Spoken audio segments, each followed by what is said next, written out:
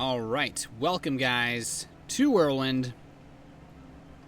Spawning in the top left position of the map as our blue Terran player who is currently up 1-0 in this best of 3 for the IM New York qualifier. Round of 64, it is Copenhagen Wolves Bunny. And spawning in the bottom left position as the red Zerg player from Team Property, it is Snuffe.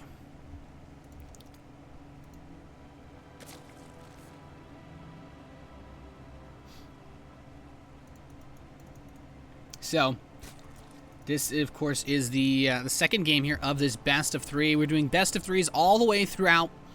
And this match is, I'm fairly certain, yeah, this is for the round of 64. It was supposed to start with a round of 128, but apparently a decent number of players either didn't sign up or didn't check in. So, kind of left us in a spot, you know, we kind of just filled the brackets, pushed things forward, tried to get everybody rolling along into our next matches. So I believe the winner of the day one, or at least the top 4, something like that. It is some information was a little bit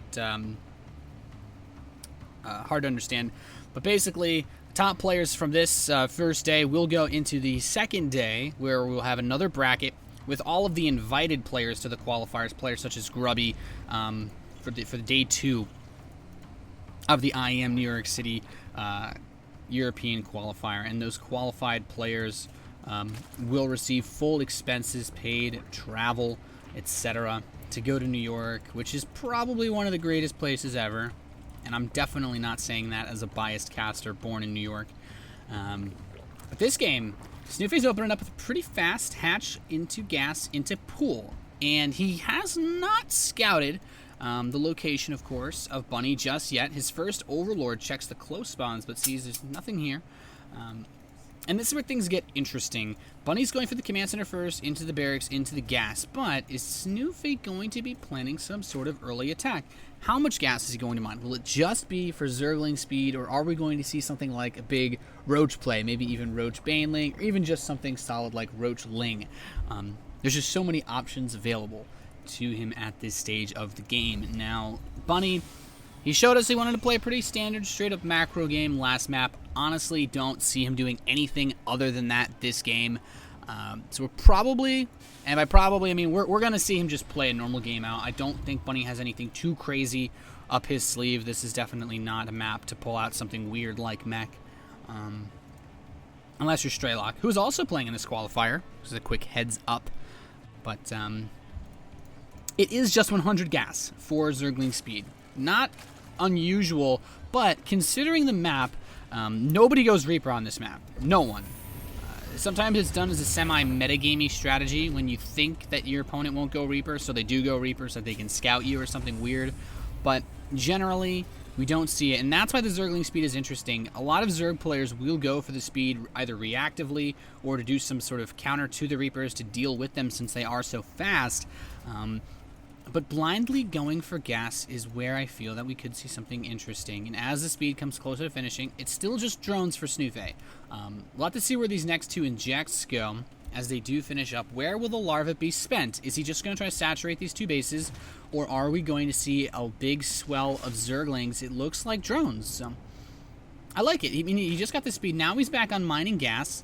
Perhaps we could see him try to go for a later timing attack. Maybe something like a Roach Baneling assault. But I'm just getting myself all hyped up for some crazy aggression. Third command center on the way for Bunny. He is playing this as standard as can be, and look at how fast he got this wall set up. I'm actually really impressed by how fast this wall was completed for Bunny.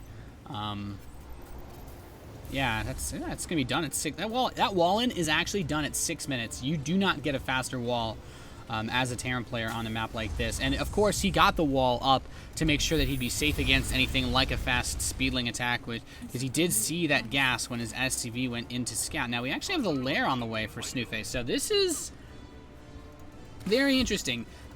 With the gas timings, 4 gas being taken, there's a couple of options here. I don't know if we're going to see something as crazy as, say, a Roach Nidus, but I feel like Two-Base Spire is definitely not out of the question. We could have a very fast Mutalisk attack And when you really think about it, despite the fact that he's going for stim, and we will see bio play out of Bunny, until he has those units, until he has his production set up, which he won't for quite a while longer, his anti-air is quite limited. So these Lings poke the front, he sees them, he's like, okay, well, I need to be a little bit cautious about what their plans might be. But what is it going to be? There's the Spires, so he will go straight for Mutalisks here. And this is pretty cool. We don't really see this type of build much anymore, but Bunny's actually just going to try to run straight in. I do not agree with this. There's a Spinecrawler and a lot of Zerglings. He's trying to get us surround. Somehow does not lose any of these Hellions, and ooh, the drone wants to take the third base, but the Hellions are there, and I don't even think this Extractor is enough to defend it, or to defend the drone. It's going to die. The Lings will not grab the Hellions just yet. He's actually going to run into him on the way out, but the weakened Hellions are already in the back, so quite safe. And honestly, that was a little bit lucky for Bunny. He could have lost a lot there diving into a mineral line with that many Zerglings. And more importantly, Bunny doesn't know about this Spire. He has no idea that Snuffe is going through this rather interesting strategy. So the 1-1's coming in. He's actually going to get missile turrets. So you know what? I think based on the gas and the natural, and that it's just Speedlings and there's a Spinecrawler, he might be saying, well, you've got all these minerals, but where is your gas going? Where is your gas going if you've taken so much of it already? So it's actually a really good read on the part of Bunny. He has missile turrets up everywhere, even random spots to protect his production. He is not going to be assailed by this. And look at this, he can't stop the third base from being thrown down, but the Hellions are going to get to work on this, burning away on it. Queen comes up to try to shove these Hellions away, and he shall. Ooh, the Zergling's trying to get a bit of a surround on them. Picks off one Hellion, two Hellion, and it looks like a third one may drop as well. He is taking a significant amount of damage. One more does get picked off. Will he be able to make it home? It's a bit of a death race here, but I do think he should be able to safely get behind his wall. And there those three Hellions do make it in. Two bunkers being added. Bunny, I feel like this is a huge misread. Snuffe's sending in the mutas. There's already a defense set up for those, but three bunkers. There's no Baneling nest on the map. He's not going for something like a big bust. He's going to go straight for the 1-1 after this attack. And the worst part about this for Snuffe, though, is that he's 1-1 will be so late. Another missile turret's coming up. The Marines are here. Stim is done. And in all honesty, this makes things very difficult for Snuffe. He needs to try to find somewhere to do excuse me, do some damage. Missile turret getting some shots off. And the Marines are going to run up. So he didn't kill too much. But Bunny, he has enough here to defend against this. And I feel like since 1-1 is already complete, if that armory was done sooner, this upgrade advantage could really snowball hard. But I feel even with this later armory, 2-2 should still be way ahead of the 2-2 for Snuffe, and that is just such a nice thing. So he needs to make these Mutalisks cost effective. He needs to find ways to get his money's worth from them. Because in all honesty, the initial Mutalisk rush did absolutely nothing. Bunny was more than well prepared for it. And Snuffe's blocked both third bases with creep. Bunny does want to get that command center out there. Snuffe really needs to deny the third. As far as ways that you can keep the Terran player from kind of getting a big lead from your early attack not doing much, you want to get your third base up and not let the Terran get their third. Deny, deny, deny. Now the Mutazerlings are going to try to run in. Snuffe's trying to just shove him back and say, no third base for you, not yet. The Marines get loaded into the medevac, but Bunny, he's cleaning up these mutas actually pretty damn well. The Widow Mines are going to burrow. The mutas cannot fight those head on, and Snuffe losing a lot without really gaining too much. But important to note, the third base saturated. The real big issue here is that he just can't afford to lose Mutalisks. A decent number of Zerglings in the field, sure, but no Baneling speed, no 1-1 yet. And look at this. How many mutas have we lost? 11 mutas have died so far this game. Pretty significant. It's a lot of resources. Banelings are being morphed outside this third, but look at this. Bunny's getting this bunker up.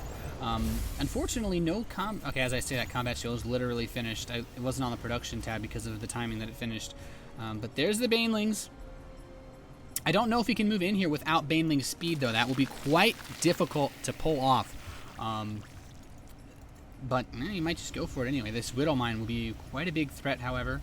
And there, the bunker's done. So we should see Bunny throw some Marines in there. One thing to note, Bunny's not doing any kind of drop play. These mutas are ready to go into the main base as soon as this big attack hits, so not bad. he has the 1-1 now, but when is he going to strike? That's what I want to know. Takes a couple hits from these Marines, doesn't pick off the reactor, weakens it a little bit. But when does he make his move? Does he make a move? He's got a pretty nice setup for a spread here, but the Widow Mines, they haven't been burrowed yet, so that's also very important to note. And ooh, Bunny could be walking into a trap. Oh no, the forces of Snuffe are going to run in, and then a flank comes. Bunny's going to get completely caught here. The Mutas will get on top of the Medivacs. A fantastic engagement for the Zerg player. That was exactly what he needed. A beautiful little pincer move on that bio army, and he's going to try to break into the natural expansion. Does manage to open up the floodgates, but there's some very tight choke points here. These Mutas are flying into missile turrets. The Widow Mines are going to burrow. This is where the Zerg player can become super cost effective. But a solid defense so far. He hasn't lost anything catastrophic. Big Baneling hits in the natural mineral line, though. Excuse me. The third base is still protected by that bunker. Doing actually a fantastic job of holding on to that. But Snoopy's only killed 8 SCVs so far. Has this been worth it? I don't honestly know. He managed to secure his 4th base in the meantime. But the Marines pick off a ton of Mutalisks that are trying to get away. And, oh, man. Oh, Widowmine takes out 2 more Mutalisks. Fantastic hit. This game has been a little bit painful for Snuffe. He's made a couple good moves, but he's lost 22 Mutalisks so far. Absolutely obscene. Imagine right now we have what, 6 Mutas on the field. If you had 28, 30 Mutalisks, this game could be in a completely different situation. But he's traded them away so much. And it's made things fairly difficult. So now the Marines are here. He is going to start to push out towards the center of the map. There's some Banelings, there's some Zerglings. Nothing crazy though. Keep in mind the 2-2 is complete for Bunny. +3 armor is about to start up. We should have +3 attack starting up any second now. He's picking off Queens, picking off Creep Tumors. And Bunny's done such a fantastic job in this series so far of killing off Creep Tumors. In the Belshir Vestige game, we barely saw any creep spread at all. From the Swedish Zerg player, just because Bunny was so stalwart about it. And here he goes. He's going to step up. He's going to continue to spread these mines out, move forward with the minefield. He's been dropping the scans. I'm kind of curious as to what he's been looking for. There's no hive yet, so he doesn't have to worry about Ultralisks. He does, however, want to kill this 4th base off. The Widow Mines are here. He needs to burrow them. There they are. Takes that drilling claws. They burrow so fast. A couple Banelings being sent out. The first few Marines to tank the hits. A flank coming in from Snuffe. This is what he needs to continue to bring this multi-prong aggression over. And now the Marines being forced back. The Widow Mines have been eliminated. He is continuing to press his opponent back. He's managed to protect that 4th base so far. He does have full saturation there, so every dollar is more than worth it. At the same time, a push going towards the natural. The Spine Crawler is going to be killed off. The Banelings trying to go and deny one of these bases. The Marines will find those. And while the Medivacs do get chased away, this attack is still hitting. Widow Mines blocking off the Zergling reinforcements as well as the Lings do approach these Marines. But the upgrade advantage is gone now. The 2-2 has managed to complete for Snuffe. Widow Mines are just getting all these free shots everywhere. All the Medivacs picked off so much aggression. The Banelings did make it into that natural mineral line, but a lot of SCVs tucked themselves into that refinery. Snuffe can't hold the pressure. GG Bunny takes a 2-0 win and will advance on to the next